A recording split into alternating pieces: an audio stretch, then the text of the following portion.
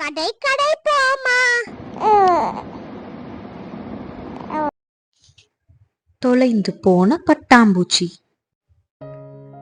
ஒரு காட்டில் ஒரு அழகான குட்டி பட்டர்ஃப்ளை இருந்துச்சு.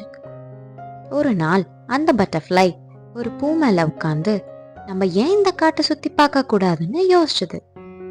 சரிதான், போய் பார்ப்போமேன்னு அதோட பயணத்தை ஆரம்பிச்சது. அழகான பூந்தோட்டம், பெரிய மஷ்ரூம்ஸ், ரொம்ப பெரிய மரம் எல்லாத்தையும் ஜாலியா சுத்தி பார்த்துச்சு. பயங்கர பெருசா இருந்த வாட்டர் ஃபால்ஸையும் ரொம்ப ரசிச்சு பார்த்துச்சு. நேரம் ஆக ஆக இருட்ட பார்த்ததும் ரொம்ப பயந்துடுச்சு. வீட்டுக்கு போக வழி தெரியாம அங்கேயும் இங்கேயும் பறந்துட்டே இருந்துச்சான்.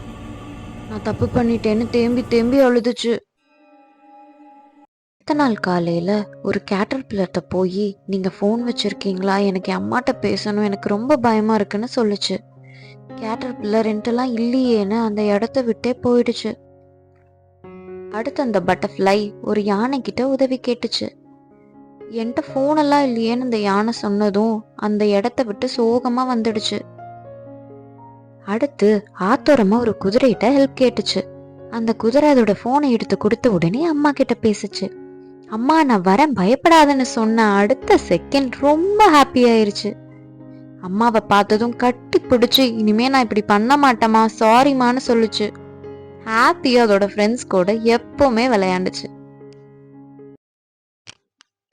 இது கிறிஸ்வியன் கதை.